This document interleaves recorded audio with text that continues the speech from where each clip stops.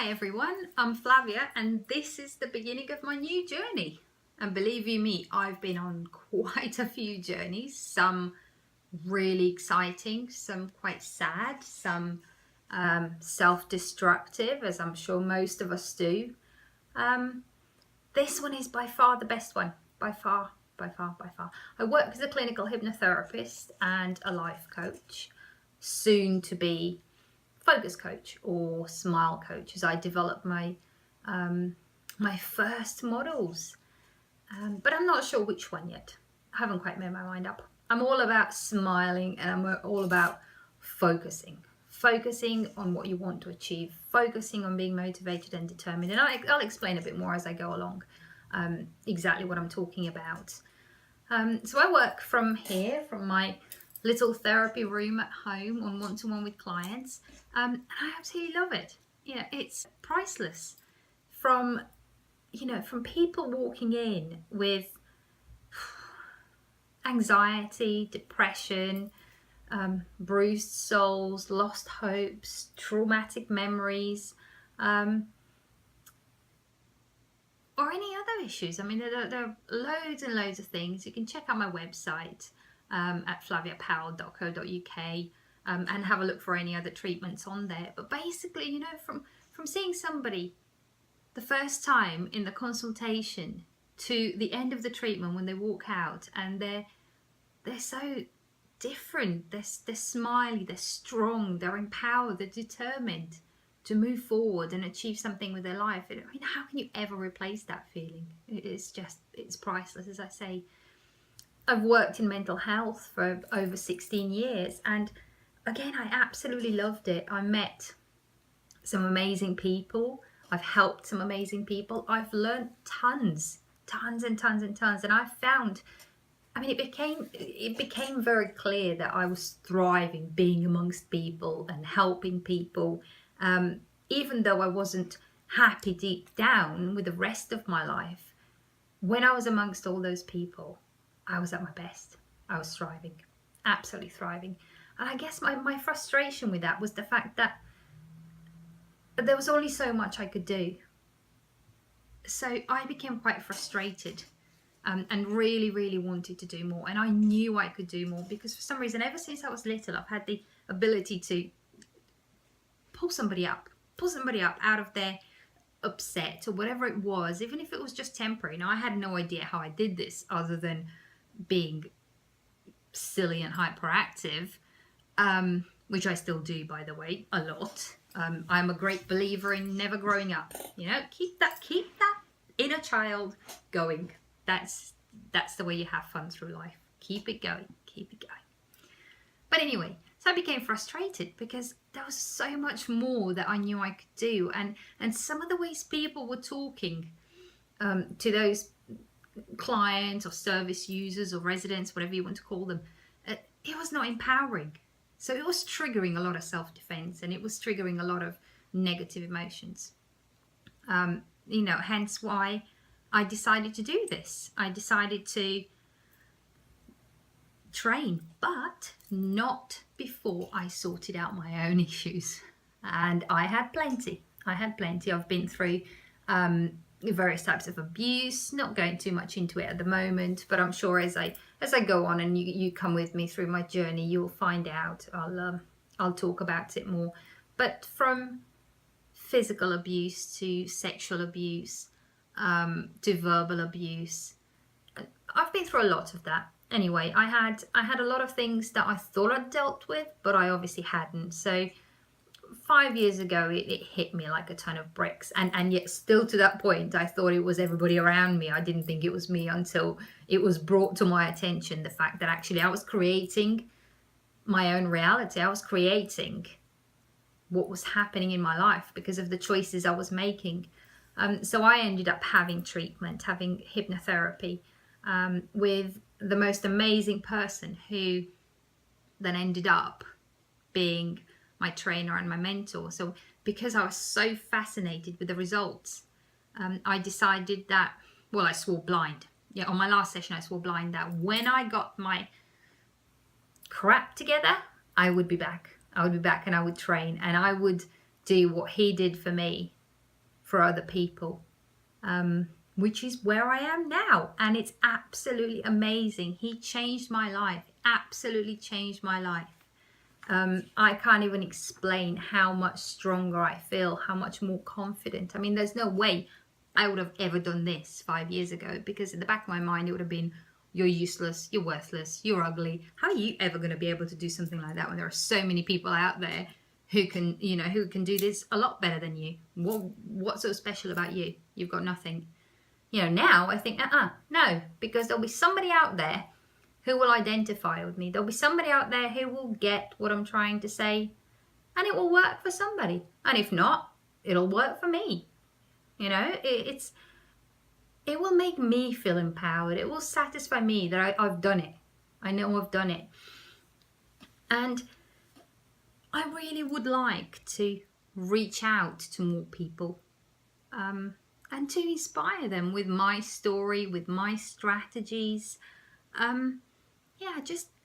Just go that step further and reach out to more people, expand my business, expand my horizon.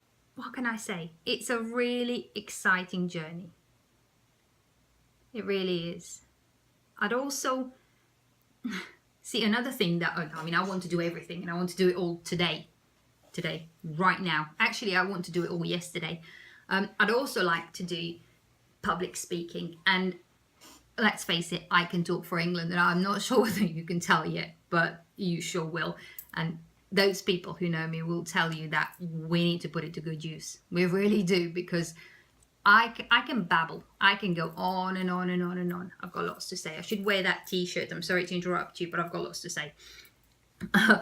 I'm in the process of putting together a couple of workshops. One of them is a couple of workshops based on a couple of models that I've designed, based on my own experiences, based on new learnings. They just resonated with me. And one of them is the SMILE model. It's a very simple, step-by-step way of just smiling, accepting, smiling throughout your day, just living your life with that instant reaction to respond to somebody being a smile. And the other one is a fresh go, focus to flourish. And that's all about using our so-called negative emotions as kind of drive and power behind our actions, because we all view them as negative. Say, our core emotions like anger, sadness, fear, hurt, guilt. We look at them as negative, but they don't have to be if they're focused the right way. They don't have to be. For example, anger. It doesn't have to be self-destructive. You can have the part that's aggressive and self-destructive.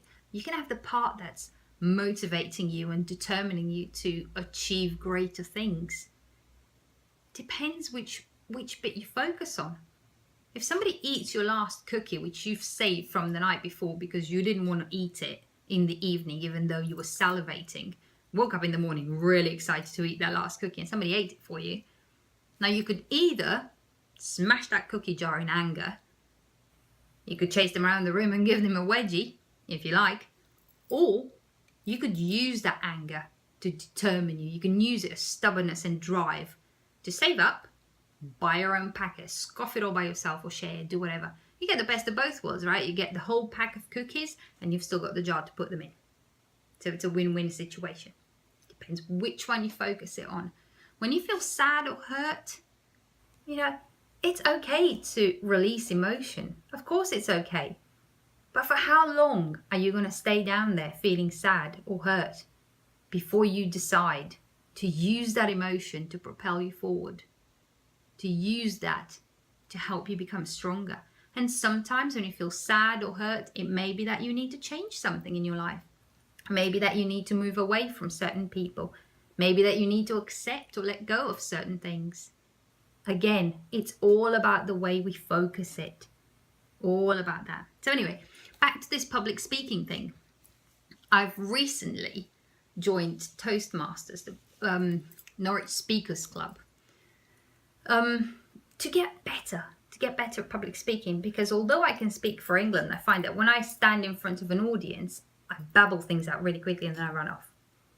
Because what's happening here, I say everything I have to say, and then I can't remember what I've said. So I go off. So I think, to start with, I couldn't see half the room. It was foggy, and all I could hear was my heartbeat. Now, I can actually see the room. I can see the people. It's just a case of slowing down. So I've joined the Norwich Speakers Club, Toastmasters, in order to get better at this. And check them out if this is something you want to get into. They're a really lovely group, really welcoming, really empowering, non-judgmental. What you'll do, you'll talk for a little while and you'll have an evaluator. You'll have somebody checking the time. You'll have somebody with a buzzer. So every time you go, oh, they go, ah.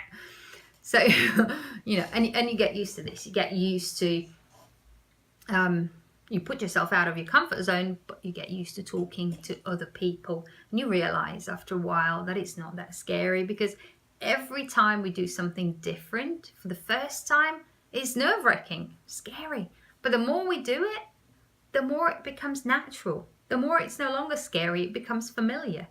It's the same with everything. Same with absolutely everything. So I could wait until I get really good at everything. I could wait until my workshops are put together, my presentations, my book.